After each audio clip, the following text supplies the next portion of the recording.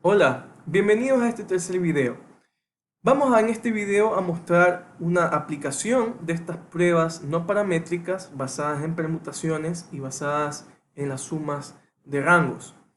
Vamos a utilizar datos de camarones que indican la concentración de un contaminante que se llama policlorobifenilo, y el experimento que se ha hecho aquí es asignar de manera aleatoria 36 camarones a dos condiciones diferentes de cultivo, de tal manera que en cada uno de estos grupos de diferentes condiciones de cultivo tengamos 18 camarones, y nosotros queremos ver si esta concentración de este contaminante es afectado por las dos diferentes condiciones de cultivo.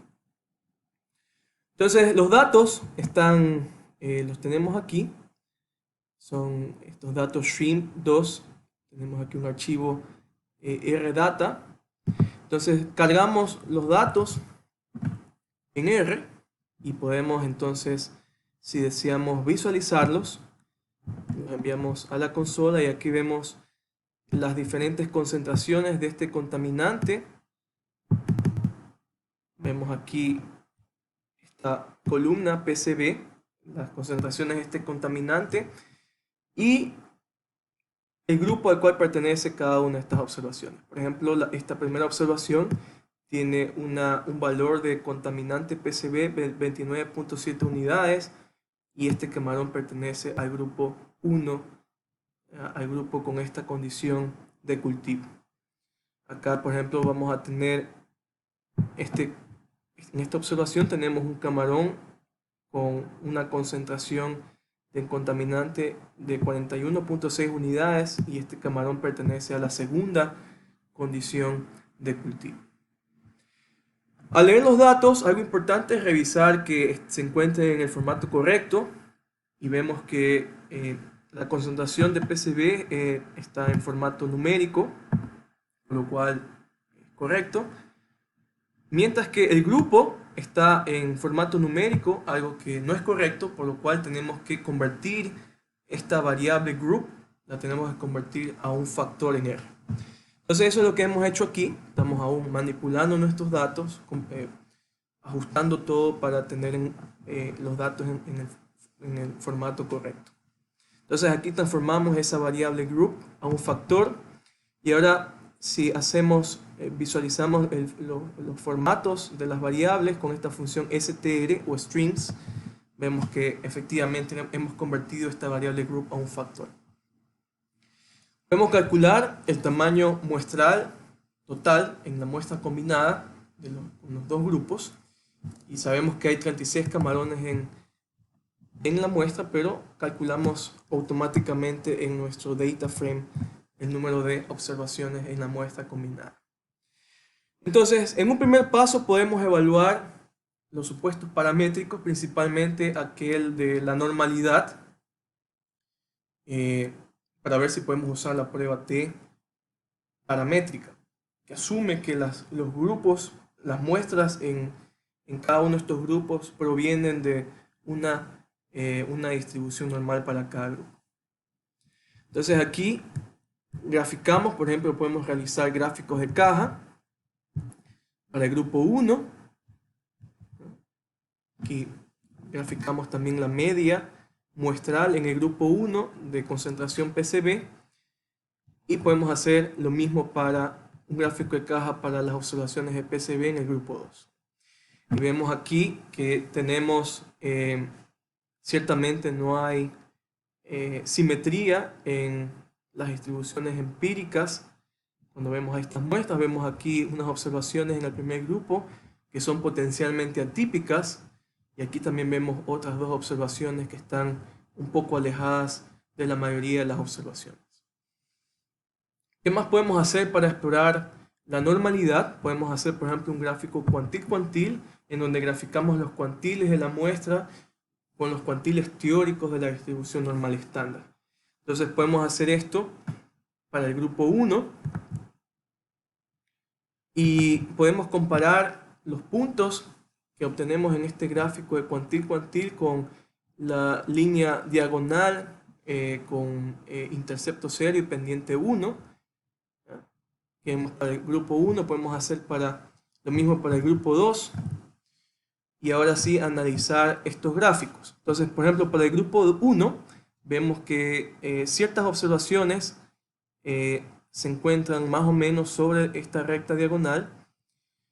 Entonces, si miraríamos esta parte, podríamos decir que el supuesto de normalidad podría ser justificado en esta muestra, pero aquí vemos unas cuantas observaciones que se alejan de la mayoría. Entonces, como dijimos, estas eran las observaciones que identificamos en el gráfico de caja, son observaciones que son potencialmente atípicas. Además, el tamaño muestral en el grupo 1 es muy pequeño, son solamente 18 observaciones como para explorar si estas observaciones pertenecen realmente realmente pertenecen al grupo que estoy estudiando, sí o no. Entonces, en base a este gráfico no podemos justificar la normalidad y además tenemos unos puntos que son sospechosos de ser atípicos. Por otro lado, en el grupo 2 vemos una situación similar. Vemos ciertos puntos que se acomodan a la recta diagonal, pero tenemos ciertos grupos que se desvían, por lo que indicaría una desviación de supuesto normalidad para la población de este segundo grupo. Asimismo, tenemos pocas observaciones para evaluar a profundidad si estas observaciones provienen realmente de la población de estudio, sí o no. Entonces, tenemos potencialmente valores atípicos, tanto en el grupo 1 como en el grupo 2. Y además, en base a estos gráficos cuantil-cuantil, no podemos justificar la normalidad ni en el grupo 1 ni en el grupo 2. Tampoco podemos utilizar el teorema del límite central, que dice que asintóticamente la distribución muestral del estadístico se aproxima a una normal. No podemos entonces tampoco usar el teorema del límite central. Entonces, en estos casos podemos usar una prueba no paramétrica. Entonces, calculamos aquí los tamaños muestrales en los dos grupos. Ya dijimos que en el primer grupo tenemos 18 observaciones y en el segundo grupo también. Calculamos las medias muestrales en el primer grupo, es de 46.63 unidades de concentración PCB, y en el segundo grupo tenemos la media de 46.00 unidades de concentración PCB. Ahora sí, entonces vamos a empezar con la prueba no paramétrica basada en permutaciones. Recordemos cuáles eran las hipótesis en esta prueba. La nula decía que las poblaciones en ambos grupos, la distribución poblacional en ambos grupos era la misma para todo X, y la alternativa decía que las medias en ambos grupos de la población, en la población de ambos grupos, difería. En este caso, si queremos hacer una prueba de dos colas. Entonces vamos a comparar si la concentración, si la población de concentración en los camarones que se encuentran en la condición 1, si esa población, esa distribución es la misma que la población de donde provienen estos datos muestrales del grupo 2 en la condición 2.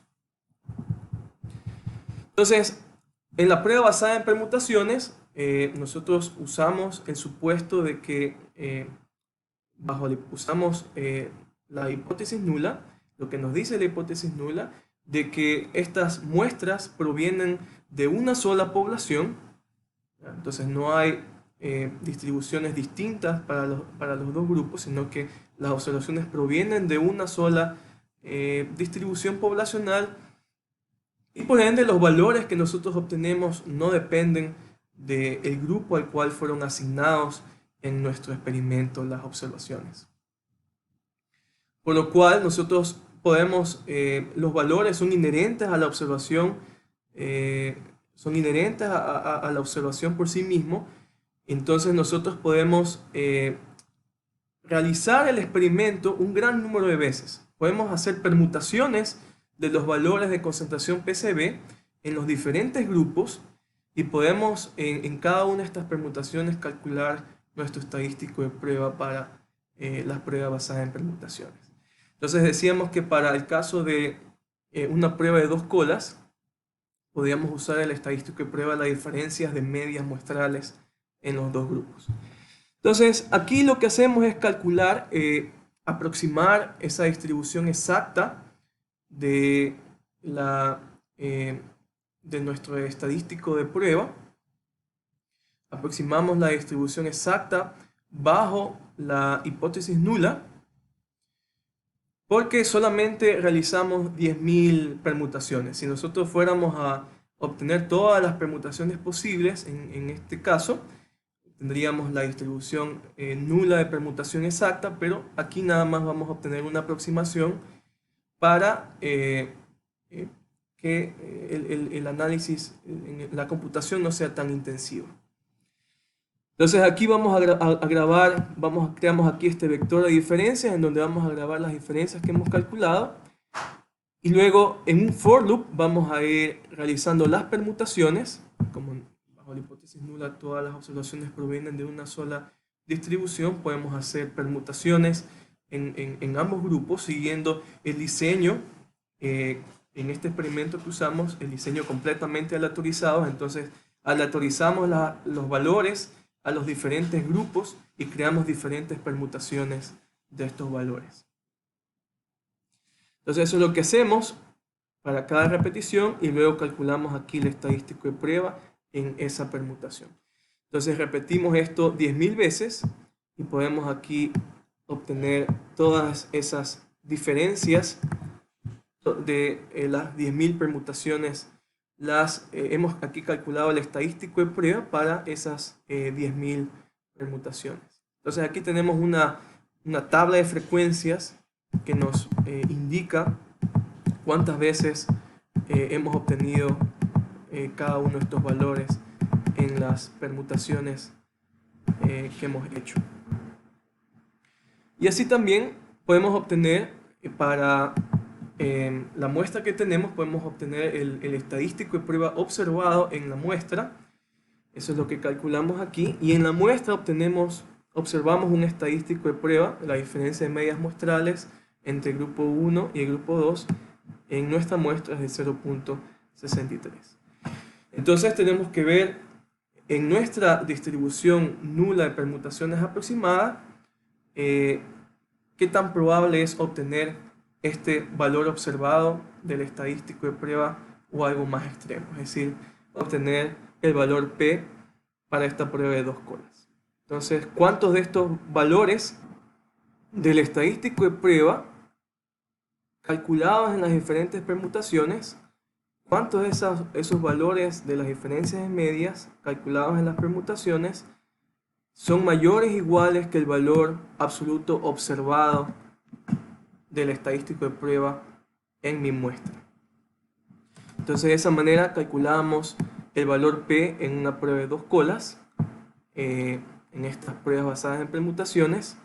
Entonces aquí calculamos cuántos de estos cumplen esta condición dividido para el número M, que es el número total de permutaciones que estamos haciendo aquí, para poder obtener la probabilidad.